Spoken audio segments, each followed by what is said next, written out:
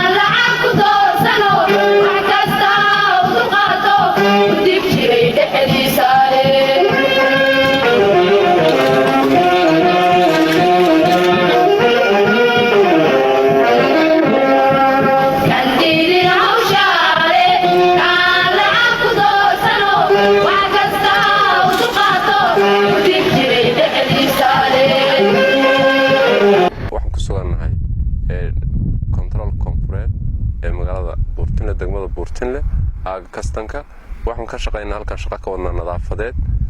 god ka mida godadka lagu aruuriyo qashinka magaalada dawladda hoose maamusho mid ka mida oo hadda active-ka degmada u shaqeeya ayaan ku suganahay saaka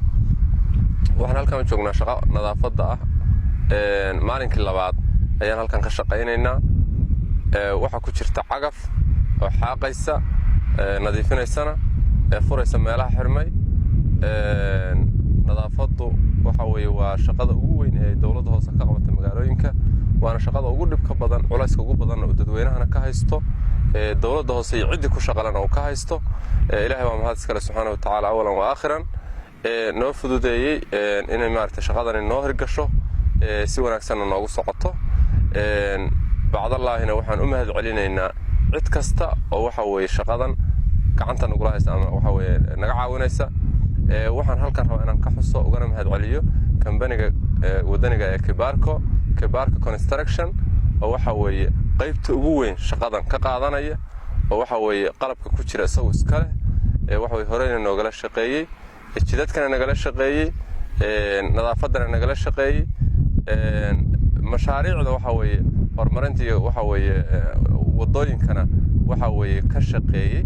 oo kontraagna qandaraasina ku guuleystay oo qaatay wax badan oo degmada ku darsadayna qabtay runtii aad iyo aad baan rabnaa halkan inaan uga mahad celino waxaan si gaar ah u xusno Faisal Babraqiis oo ah waxa weeye maamulaha kambaniga halkan u jooga ee hawlwadeenka ka hawshana hadda waxa weeye si toos ah waxa weeye noola wada aad baan uga mahad celinaynaa runtii shaqadu intan kaliya maaha goobaha nadaafadda meelaha qashinku isugu tago halkan oo kaliya maaha waxa jira god labaad oo aan wali la tagin laga shaqeyno hadda xiran waxa jira rugo aan loogu talagelin oo iyagu si kala u samaysmay oo magaalada maadaama ay ballaaran tahay jaha walba waxa jira meel dadku inta laga celiyo laga qaado laakiin haddana ay dhigaan iyadoo loogeyn oo rugo ka samaysmeen oo mar walba u baahan in la kilin gareeyo laga qaado wax badan meel badan baa jira oo wali waaweyn waxaana kala jira meel badan oo qashinku ku baahsan yahay qashinka fudud ee magaalada dhex yaala inta badan si maalinle ah waxa uga shaqeeya baabuur yar yar oo private ah oo dadkana lacag yar oo khidmada ka qaada iyaguna ka shaqeysta ayaa ka shaqeeya laakiin qashinka magaalada ka soo baxa waxa weeyaan waa wax aad iyo aad u tiro badan weeye oo aad iyo aad u fara badan oo dadka hadda gacanta ku haya iyo qalabka loo adeegsado midna aanu ka feyn karin magaaladii iyo deegaanadii ku hareereysnaa iyo baadiyihii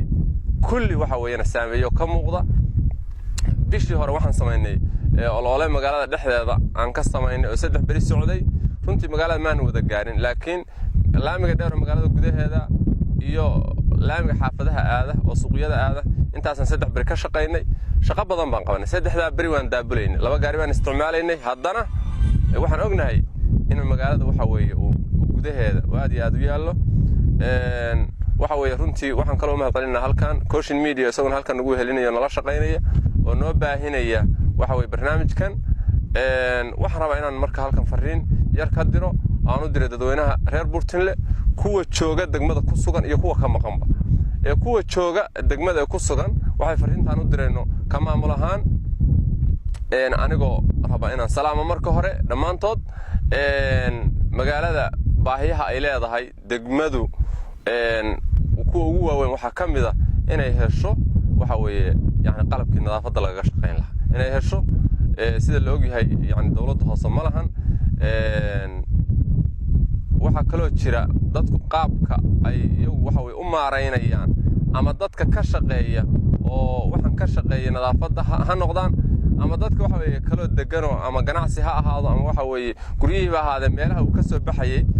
ha ahaatee waxa weeye fariinta loo diray aan u dirayna waxa weeye annagu inaan intii karaankeenna ku hawlanahay haddii aan leydmo inay magaaladii nadiif noqoto in nadaafaddii hagaagto in waxa weye dadka caafimaadka iyo fayadhowrka iyo bilicdii intuba ay hagaagaan runtii laakiin waan ognahay gaab baa jira cabashaa jirta waan ognahay waxa ugu badanoo markii buurtino laga hadlo ay dadweynuhu ka cawdaan amniga maahan yani waxa ugu badan waxa weeye run ahaantii waa nadaafadda weeye waana ka shaqayna intii aanu awoodi karna waan ka shaqayna intaan awoodi karna waa maaraynaa bilihii hadda ugu dambeeyey godkan aad iyo aad buu buux dhaafay bannaankaa la geeyey baabuurtii dhibaato badan baa dhacday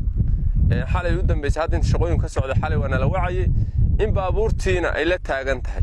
meelihii laga soo qaaday sidii kawaanadii oo kalena aan waxa shaqadii la sii wada karin waxa weeye ay buuxaan godkiina shaqa ka socoto god kaloo furnaayo markii kan shaqada laga bilaabayay lagu wareejinay ma jirin caqabaadkaasoo dhan way jireen haddii alla idmo maanta inuu soo gabagaboobaan rajaynaa godkii aan maarayno waxa weeye irid kale u samayna dambe haddii alla idmo halkan bal shaarica ugu yaraan oo laamiga meeshan kastanka cusbaabaa laga dhisay magaaladii baa soo gaartay meel waxay dabcan waagi la dhisayay meel baadiyaa bay ahayd walow ay laamiga u muuqatay laakiin hadda magaalada soo gaartay inaan gadaal u jeedino magaalada soo badatay inaan markaa wax rabno qorshaha waxa ka mid ugu horeeya inaan hadda markaa nadiifino gadaal u jeedino waddo u samayno qaabkii maaraynta iyo kontaroolka meeshaan aan adkayno haddii aan laydmo aan ka fakarno waxa weeye meeshii labaad oo waxa weeye iyadana wax la geyn lahaa ama haddii la kala qaadi lahaa laba waxa weeye good of functional iska dhinac shaqeeya la samayn lahaa ama waxa weeye midba mar la geyn lahaa haddii aan laydmo taasna inaan samayno haddii ilaahay yidhaahdo dadweynahana waxaan ka rabnaa qoliyaha waxa aad looga cawdaa nadaafadda ka shaqeeya oo waxa weeye baabuurta yarar wada aad baa looga cawdaa in iyaguna soo tabiyaan soo sheegaan iyagana fariintaan u marayna waxa weeye halkan meeshan 2 sano wax ka yar ama sanad iyo bar muddo aan ka badnayn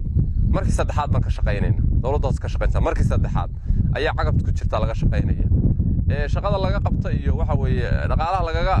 shaqeeyana yani dhaqaale yar maahan oo waxa maalin kasta laga shaqayn lahaa dadka marka gaadiidka wada oo ka shaqeeya waxaan u sheegaynaa xirfad bay u tahay meeshan waa meel ka shaqaystaan dakhli bay ka helaan waxaan rabnaa inay dadkaasi shuruucda raacaan inay nidaamka raacaan meeshan fawdo maahan maamul baa ka jira maamulka dawladda hoose qofka halkaa u joogaayo waa qof dawladda hoose ka tirsan qofka iyo qaabka wax u maamulaya iyo qaabka u shaqaynaya inay raacaan oo nidaamka ku hoos shaqeeyaan baa loo baahan yahay dadweynahana waxaan ka rabnaa ka codsanaynaa baabuurtaas bannaanaday dhigaan waddooyinka tuulooyinka u baxay dhigaan qof allaale qofkii arka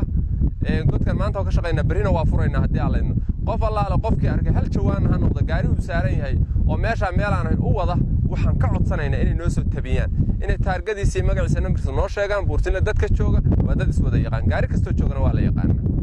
waxa weye inay noo soo tabiyaan baan ka codsanaynaa iyaguna geestooda inay nagala shaqeeyaan oo ay maareeyaan oo waxa weye dee dabcan dadku jawaanay ku aruuriyaan waan ognahay xaafadaha iyo makhaayaduna meel bay dhigaan baabuur bay leeyihin way soo qaadaan xaafaduna jawaan bay ku aruuriyaan oo qashinka qallalan gaariga iska saaraan lacagna way ku bixiyaan way mahadsan yihiin intaa inay noogu daraan baan rabna oo jawaankii lagaa qaaday ee aad lacagta ku bixisay haddana gurigaaga derbigiisa inaan lagu tuurin inaad intaa idinkuna naga caawisaan baan rabnaa haddii aan laydmo reer buurtinle waxa weeye si guud waxaan rabnaa inaan u sheegno dadweynaha ee magaaladu waaweynta aad iyo aad bay u weyn tahay runtiina waxay u baahan tahay qiimeyn rasmi ah in lagu sameeyo magaaladina qalabka ay u baahan tahay iyo inta uu leegyahay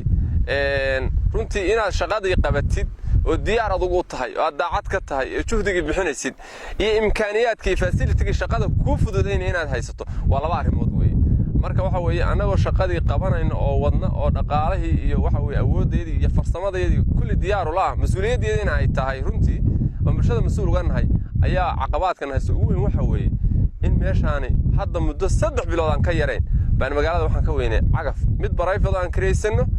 iyo mid aan leenahay intaba midna ma jirin xilligaas nala soo gaartay qalabkan hadda mar dhow mashruucan uu la socday marka arrinta waa arrin jirta waa arrin dadka ogeysiinayno waxaan rabnaa kale in waxa maamulka ay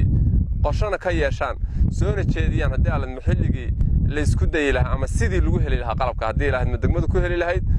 dadweynahana wixii loo soo bandhigo mashruuc loo soo bandhigo ummaddu u baahan tahay qaybtooda ay ka qaataan laakiin farsamo ahaan maamulka laga rabaa inay wixii ama qabtaan waxay qaban waayaanna dadweynihii reer Buurtinle ganacsatadoodii waxa weeyaan awal wax ka qaban jiray ay u soo gudbiyaan wixii iyaga dheeri ka ama waxaysan qaban karin ba iyaga u dirayaan taasna waxaan qabaa in farsamo ahaan loo soo gudbiyo dadka baahi muuqata oo jirta weeye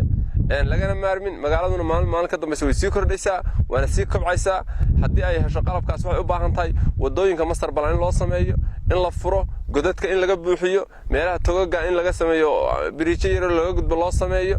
godadkan oo kale kii buuxsamana in la iska duugi karo la iska xaaqi karo mid cusubna in la qodan karo qashinkiina in la rari karo waxa weeye waxyaabo kale looga faa'iideysan karo